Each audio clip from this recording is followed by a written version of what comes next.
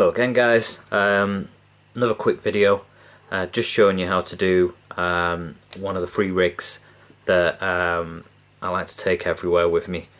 Again, quite a simple rig, really effective, but this one's a little bit more fiddly than the last recording I did. This is the IQ D rig. I've done a video about this already, perhaps a little intense. If you've never tied this rig before, maybe watch that one first. It's long, but it's got more explanation in it. Before I get to tie the rig, if you just all like to take a look at our Patreon page, this will just, more supporters I get on there, just allows me to improve the quality of my videos and do more videos in general. So if you like what I'm doing and you want to support me in doing it, take a look on there, and you can basically support me by subscribing and giving it as little or as much as you like, just to help me keep this going and get the quality better. Also take a look at the website. I'll link everything below the video. Subscribe and like the video, and that'll be a massive help as well. So getting into the rig, the hooks I use, curve shank, size 4 I'm going to use this time. You'll need micro rig swivel, and also some IQ fluorocarbon. Love this stuff, really easy to use and tie some great knots. The pattern of hook, integral for this, just because it's got that nice long curved shank. It just helps with that D and helps with the flow of the bait. With regards to a bait that I'd use for this, I've just got a small pop-up here that I'm going to tie on, but typically I would use a wafter, or perhaps some slow sinking corn, one piece of slow sinking corn or maize matched with a floating corn or maize. The reason why I use two, it just makes it a little bit of an off shape, and gives them a little something that's a bit more curious. Also it looks a little bit bigger than the rest, so if they're feeling a little greedier, they might go for that instead. And the reason why I say use one floating, one slow sinking, is just because it helps that be a bit more critically balanced. All you want to do with those is take away the weight of the hook, rather than have it floating about like you would with a chod rig or a pop-up. So let's get started. First of all, you're going to need to get your hook, your IQ2. Let's cut off a section here. Again, I always cut off way more than I actually need, force of habit I guess, but I'd rather have too much than too little. So what you want to do is make a quick loop. I tend to make them massive. It's, again, force of habit, but it just makes it easier. So make your loop, probably about an inch either end to play with. Sit that on top of your rig, top of your hook. Sorry. I try to have just a little tag end there. Now you're going to need to pull that tag in later on, so make sure you've got enough that you can grab it with your teeth or with a tool or something like that. Then you want to do one loop round, catching that that tag end that we've just left there, and then you want to whip up the hook round in the opposite direction that the line will want to go. 3, 4, 5. Now I've done it 5 times. Now, this is pain for me. I've got a bit of OCD, like to do things in 4s, but I think you need just that extra one. Normally I get my my crimping tool, just quickly grab that and start pulling it through. It just gives you that little bit more grip. I pull that through until that knot goes down. Now don't tighten it all the way up, it'll look a mess at first. Don't tighten that all the way up. Tighten it so it starts to neaten up a little bit. Again, if I go off camera I'm sticking it in my gob. And then you want to position that. Now I like it so that the top of that whipping is now on line with the barb of the hook. Now I've just twisted that a little bit to make sure that that line is coming off the back of the hook and not into the gape of the hook. So what I'm going to do now is just tighten that down. That's exactly where I want it, so let's tighten that down.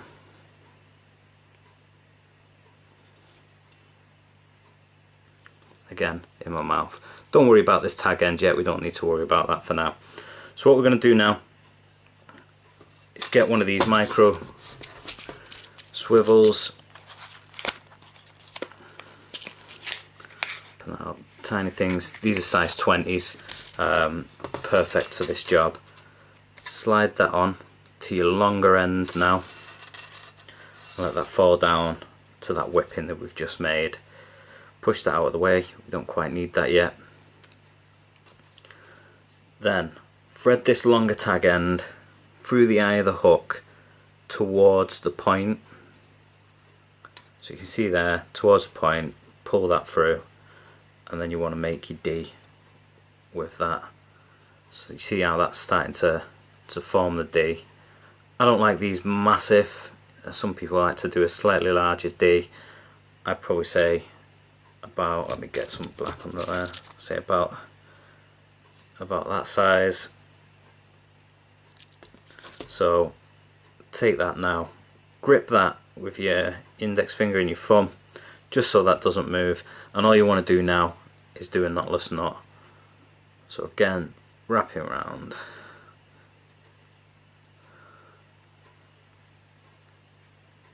eight times, up to the eye again,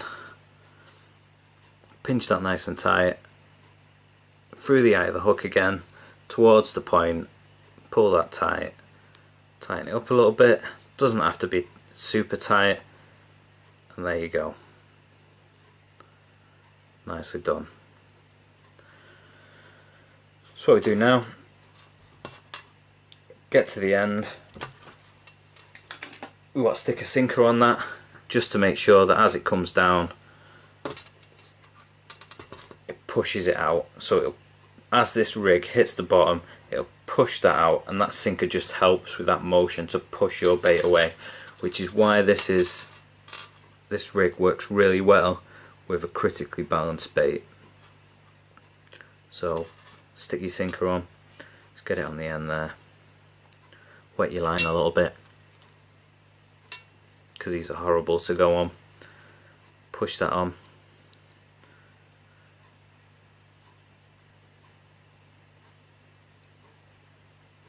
there we go, on it goes,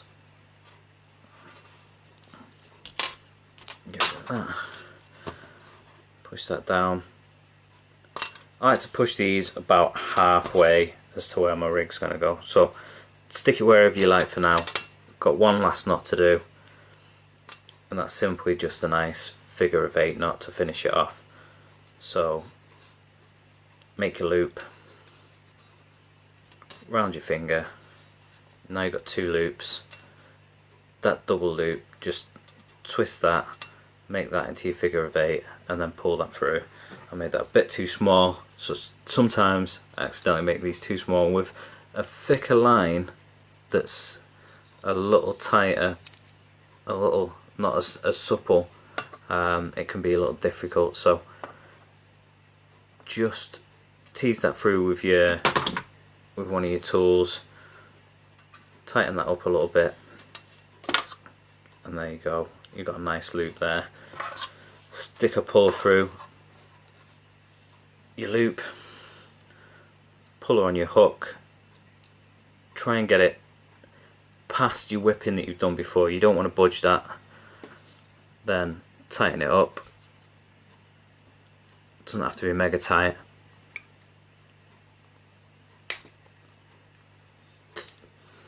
Always sticking things in my mouth. Nice and tight, just to make sure your knots are tight enough and they're not going to slip. Then position that sinker.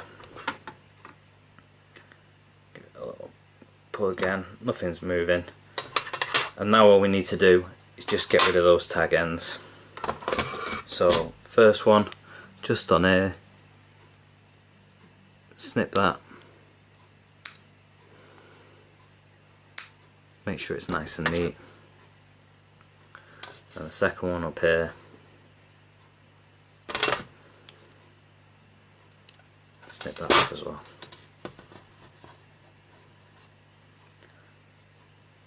There you have it. That's now going to fall slowly like that. That sinker's just going to help push that out a little bit so your hook sits as far away from your lead as possible. If you get it where it's slightly like this and it's not straightening out properly, just pull it with your tuller, pull it with your puller tools, and then just quickly under this, over the steam. Not really low. You just want to get a tiny bit of heat to it. You don't want to change the density of the line with the steam. Normally just giving it a little pull with the tools, straighten it out, but sometimes, as you can see, it's just not at it. Tying your bait on, nice and easy. Bit of bait floss, cut yourself a bit off, thread it through the other side of that swivel.